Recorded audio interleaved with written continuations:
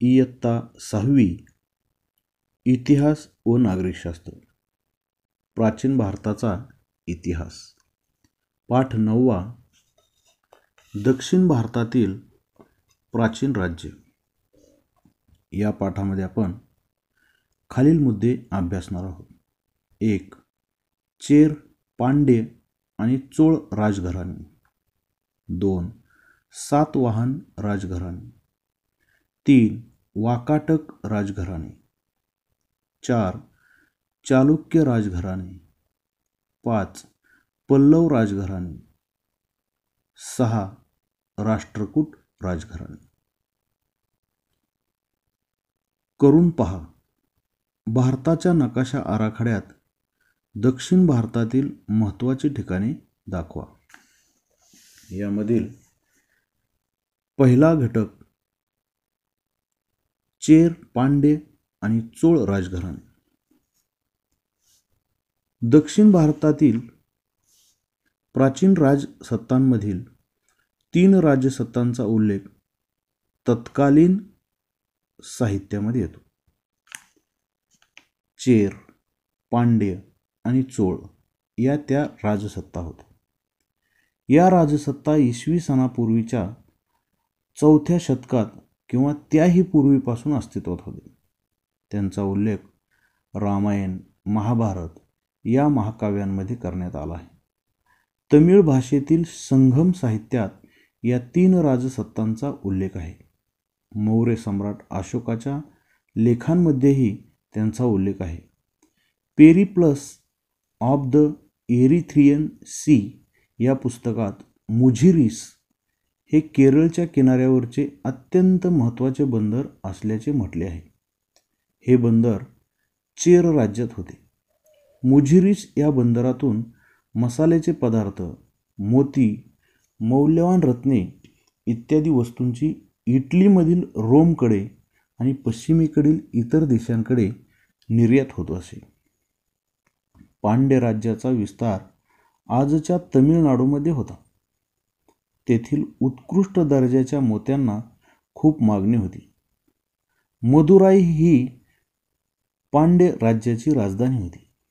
प्राचीन चोळांचे राज्य तमिळनाडूतील तिरुचिरापल्लीच्या आसपासच्या प्रदेशात होते.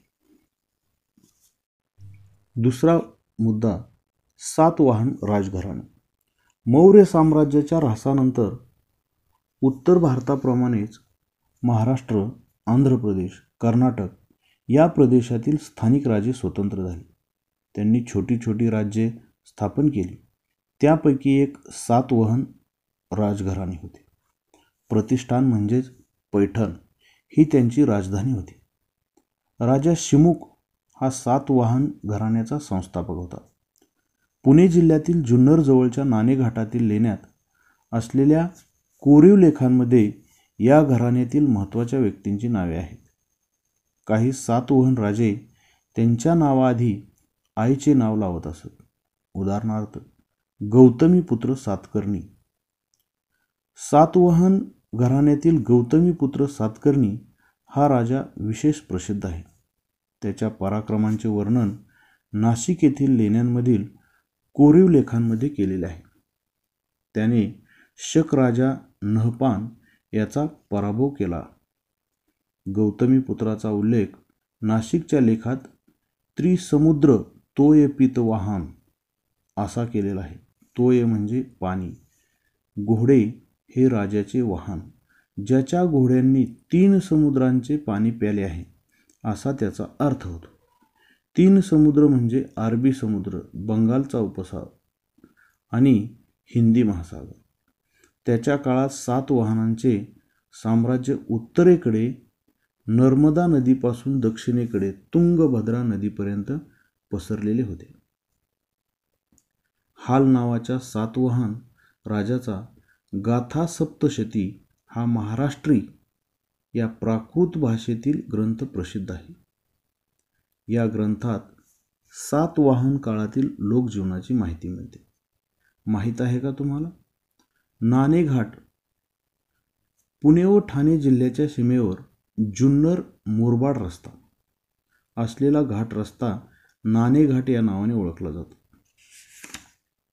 5 किलोमीटर लांबीचा हा घाट सुमारे 2000 वर्षांपूर्वी सातवाहनांच्या कारकिर्दीत तयार करण्यात आला. पूर्वी हा घाट देश व कोकण यांच्यामधील मुख्य व्यापारी मार्गांपैकी एक होता. व्यापार व वाहतूक यासाठी हा घाट रस्ता वापरला जात असे. कोरलेला रांजण आजही तेथे पाहायला मिळतो. नाणेघाटातील लेण्यात सातवाहन राजांच्या मूर्ती व प्राचीन शिलालेख आहेत. सातवाहन राजा व राणी यांनी दिलेल्या देणग्यांची वर्णने येथील शिलालेखात आहेत. सातवाहन काळात भारतीय व्यापारात खूप वाढ झाली. महाराष्ट्रातील पैठण, तेर, भोकरदन, कोल्हापूर या स्थळांना व्यापाराची केंद्रे म्हणून विशेष महत्त्व प्राप्त झाले. या काळात अनेक कलावस्तूंचे उत्पादन तेथे होऊ लागले. भारतीय मालाची निर्यात रोमपर्यंत होत असे. काही सातवाहन नाण्यांवर जहाजाच्या प्रतिमा आहेत. महाराष्ट्रातील अजिंठा, नाशिक, कार्ले, भाजे, कान्हेरी, जुन्नर येथील लेण्यांमधील काही लेणी सातवाहनांच्या काळात खोदलेली आहेत. तिसरा मुद्दा, वाकाटक राजघराणे. इसवी सनाच्या 3ऱ्या शतकाच्या सुरुवातीस सातवाहनांची सत्ता क्षीण झाली. त्यानंतर उदयाला आलेल्या राजघराण्यांमध्ये वाकाटक हे एक सामर्थ्यशाली राजघराणे होते. वाकाटक राजघराण्याच्या संस्थापकाचे नाव विंध्यशक्ती असे होते. विंध्यशक्तीनंतर पहिला प्रवरशेन हा राजा झाला. प्रवरशेनानंतर वाकाटकांचे राज्य विभागले गेले. त्यातील 2 शाखा प्रमुख होत्या. पहिल्या शाखेची राजधानी नंदीवर्धन नागपूरजवळ येथे होती.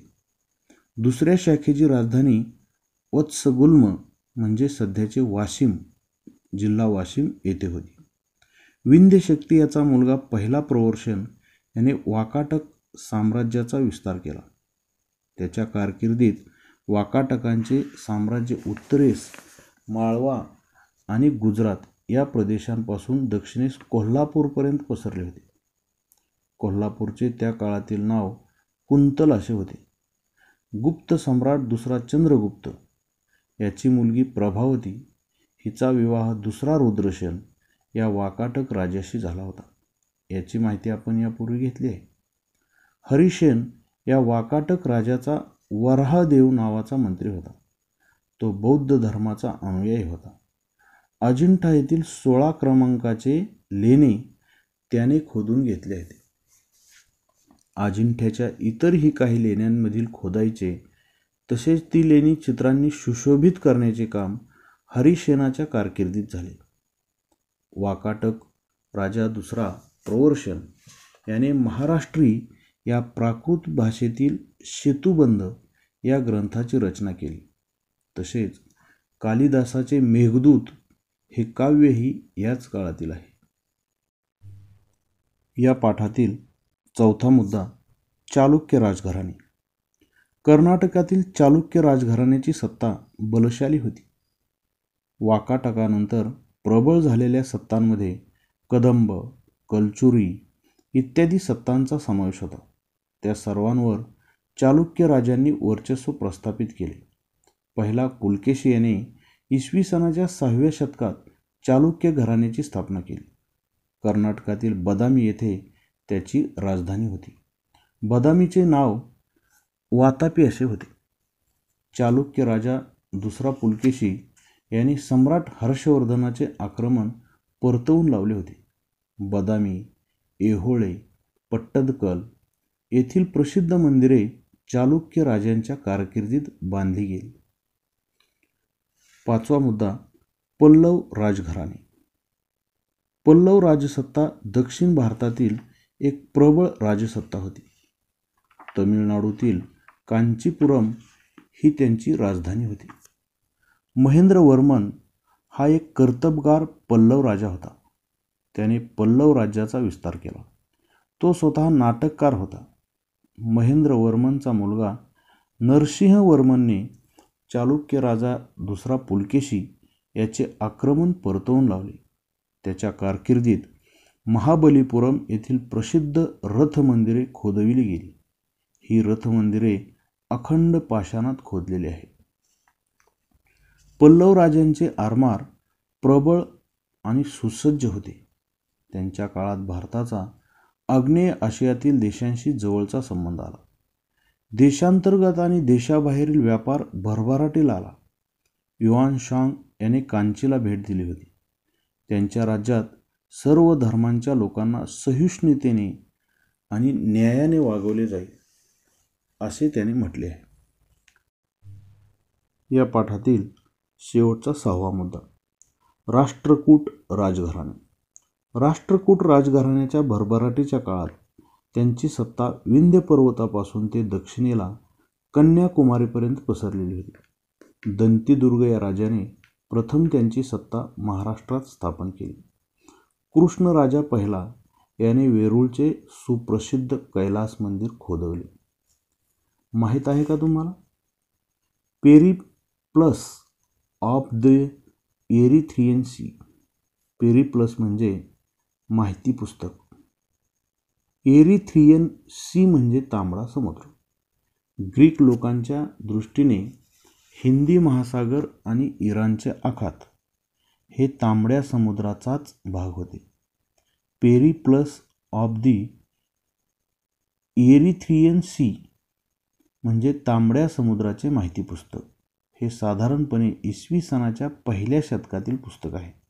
हे पुस्तक लिहिणारा खलाशी इजिप्तमध्ये राहणारा होता. भारताचा समुद्रकिनारा, इराणचे आखात आणि इजिप्त या प्रदेशांच्या दरम्यान चालणाऱ्या व्यापाराची माहिती पेरिप्लसमध्ये मिळते. बॅरीगाझा म्हणजे भडोच, नालासोपारा, कल्याण, मुझिरीस इत्यादी भारतीय बंदरांचा उल्लेख पेरिप्लसमध्ये आहे. मुझिरीस हे केरळमधील कोचीनच्या जवळ असणारे प्राचीन बंदर होते. आज ते अस्तित्वात नाही. आतापर्यंत आपण प्रामुख्याने प्राचीन भारतातील विविध राजकीय सत्तांची माहिती घेतली. पुढील पाठात प्राचीन भारतातील सामाजिक आणि सांस्कृतिक जीवनाचा आढावा घेऊया.